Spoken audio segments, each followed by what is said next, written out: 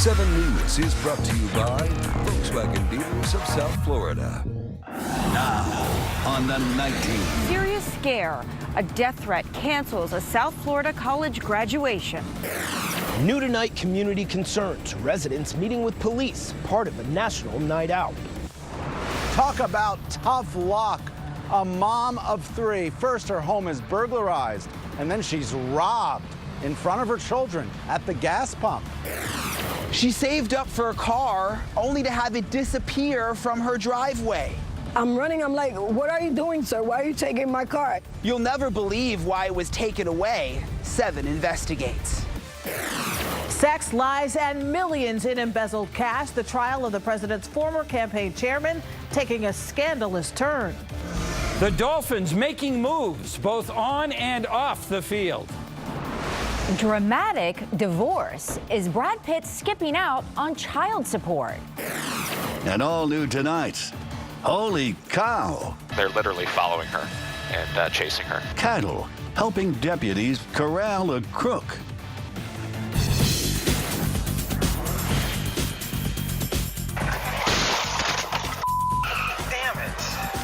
It's a must-see video of sudden impact. An out-of-control driver crashes into a trooper. I'm Craig Stevens. I'm Belkis Nuri. The news at 10 starts right now. This is 7 News at 10. Tonight at 10, a scare for South Florida students at their college graduation. It was just really shocking. A troubling threat. We determined that it was specific and credible. Forcing an emergency evacuation. Hello again, good evening. A note found in a restroom led to this concern on campus at FAU. The night team's Nicole Ensalada live in Boca Raton with the latest. Nicole. Well, Belkis, we have still seen police officers circling around the Student Union building here at Florida Atlantic University. And you know, this was going to be the 3rd graduation ceremony of the day at 5 o'clock, but it didn't happen.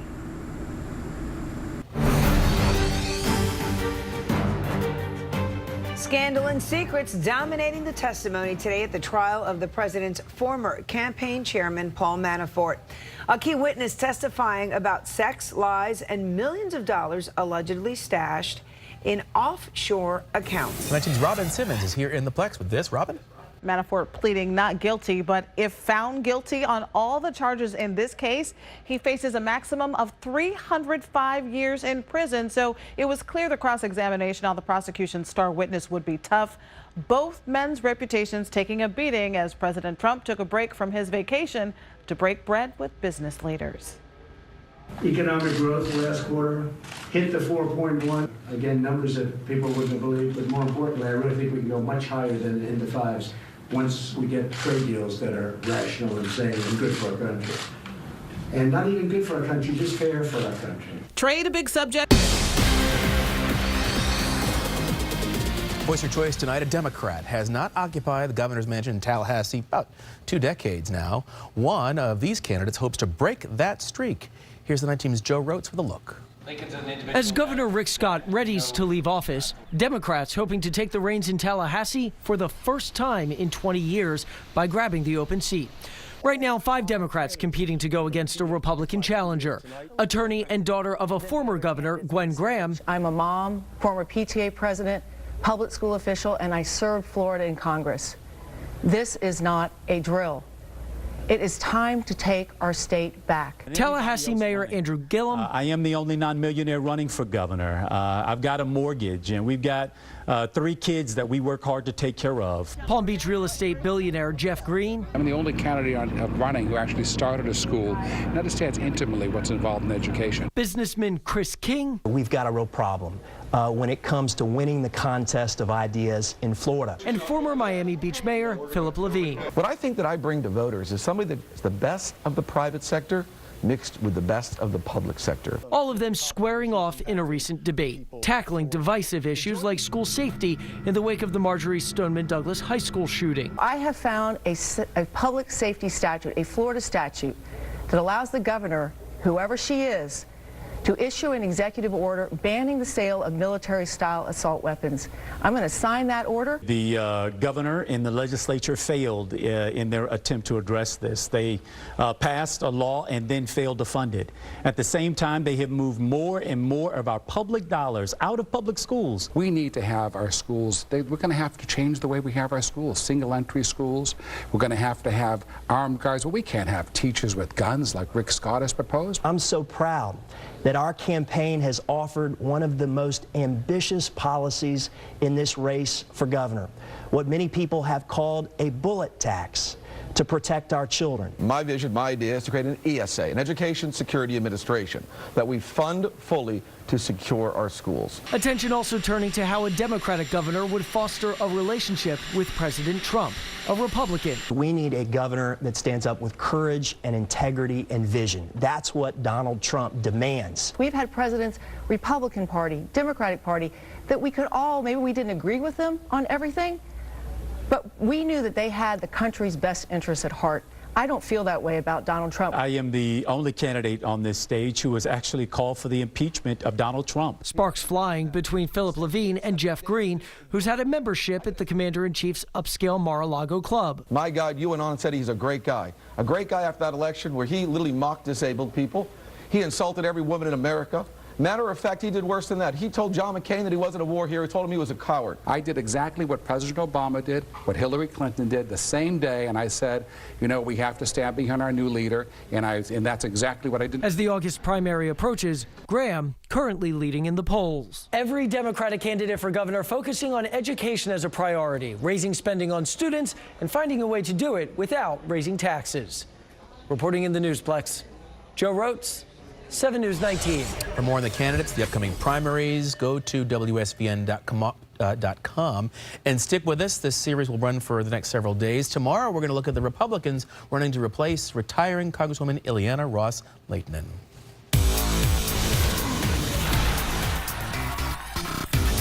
The Dolphins making moves and finding a new home for their training facility. Sports Tank Shop. Still ahead tonight, unlucky and unfortunate. A North Miami mother falls victim not to one, but two crimes, and now she's talking to just one station. Hungry for cash, a crafty crook striking at a Southwest Ranches pizza shop. New at 10, a woman's car disappears from her driveway. It wasn't stolen, though. It's tonight's 7 Investigates.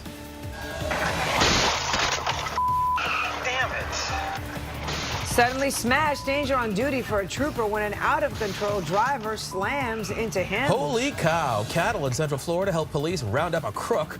The night vision video is new here tonight. And financial fight. Is Brad Pitt skipping out on child support? Details ahead on South Florida's Night Team. Tomorrow on 7 News at 10.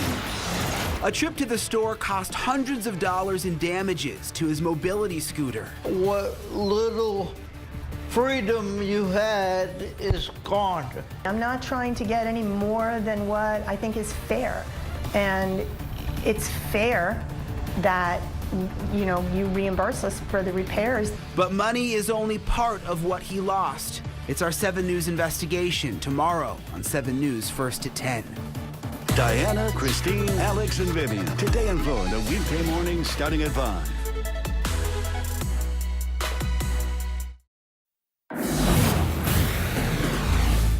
Now at 10, a mother hit by crime after crime. You risk, like, my kid's safety. You put my kid's life in danger for a baby bag. Just one station talking to the victim of this double trouble. That mom is the troubling target of not one, but 2 heinous crimes. And the 19's Rosh Lowe has the story now.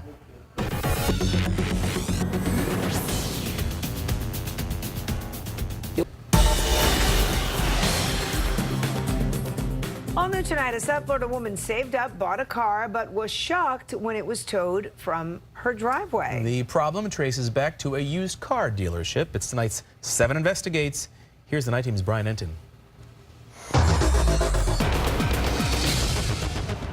We showed up to this Miami Gardens used car lot. Hi, my name is Brian Enton. I'm from 7 News. Trying to figure out why they sold someone a car they didn't even own. I feel manipulated. That someone is Marie Martin. and she has to walk everywhere after her car was towed from her driveway. I lost my job because I don't have a car. I can't even get to work. I can't do nothing because I don't have no money. It's because I put all my money basically in this car. When most cars are repossessed, it's because the owner didn't pay the bill. But Marie's car was taken because the car lot she bought it from, 441 Motors in Miami Gardens, didn't pay its bill. I see the tow truck pulled in, and I'm running. I'm like, what are you doing, sir? Why are you taking my car? He's like, oh, your dealership is not paying their bills. The Nissan Sentra Marie bought was a trade-in. The finance company says 441 Motors did not pay the car off within 30 days of selling the car to Marie. We're doing a story about a car that you sold to a woman named Marie. We went looking for the salesman who sold Marie the car. He didn't have answers, but the manager of 441 Motors agreed to meet with us. It was a mistake from our part, but we're trying to make it a positive situation for her. Does this happen? Has this happened before? No, this has never happened here before. This is the first time thing. So we're putting things in place now to make sure that that doesn't happen again. Marie filed a complaint with the Florida Department of Highway Safety and Motor Vehicles. They say that dealers are required by law to pay off cars within 30 days of selling them. Marie bought the car at 441 Motors, but all her paperwork says Imperial Capital Cars on it. That's a car lot in Miramar owned by the same family. According to the state, Imperial Capital Cars has been in violation of Florida law 3 times over the last 3 years for not applying for a title within 30 days. I just wanted a car. I just wanted to get around. I just wanted to be able to live like everybody else. 441 Motors did eventually pay off the car and tried returning it to Marie, but she chose to receive a refund instead. Brian Enton, 7 News. If there's something you think 7 News should investigate, call the numbers you see on the screen or send an email to clue@WSVN.com. Next up here on South Florida's Night Team, concerning claims against Brad Pitt. Is he refusing to pay child support to Angelina Jolie? Welcome to the world. A special baby bird makes his South Florida debut. And something fishy's going on. I'm diving in with Jason Statham and the stars of the new shark thriller, The Meg. Well, coming up and all new tonight. Damn it. Out of control, a driver on a crash course with a trooper. Captured by cows, a group of cattle in Central Florida make sure a wanted crook does not get away. And the radar capturing a little bit of activity this evening. A lot of those storms really favoring the Keys, but now moving northward. What about the southeast coast? The rest of tonight, stay tuned.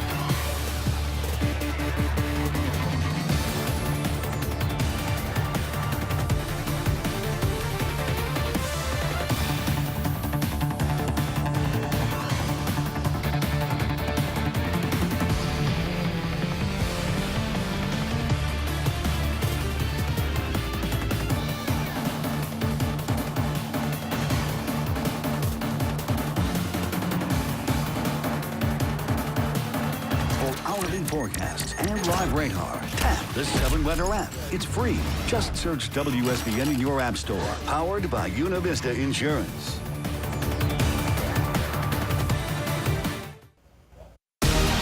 Now, 7 Weather with meteorologist Brent Cameron.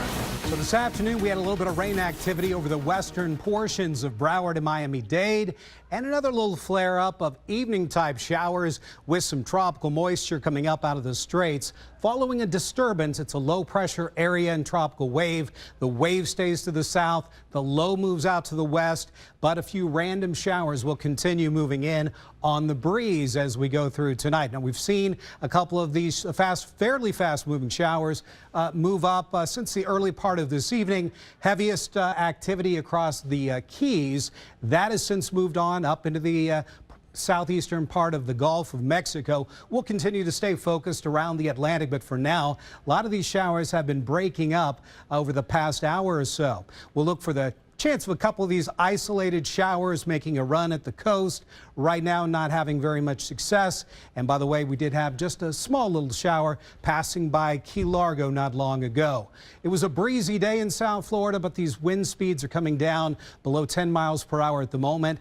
And those breezy times, as we saw yesterday, they're not in our future going into the middle part of the week, Wednesday and Thursday. So it's going to feel a little bit more in the way of humid, more of that steam in the air without that helpful breeze. Current temperatures in the mid 80s. And because some of those recent showers were not able to make it to the southeast coast, temperatures haven't changed much. Sometimes those temperatures fall just a slight amount with some rain-cooled air. So we head into Wednesday with more humid air, less of a breeze, and inland-focused storms during the real peak heating of the day in the afternoon. So that's where we will focus most of our attention on the radar. Heading into Thursday, though, the models tell the story. A little more of a turn this way, and we could see some late day showers and storms around anywhere in South Florida.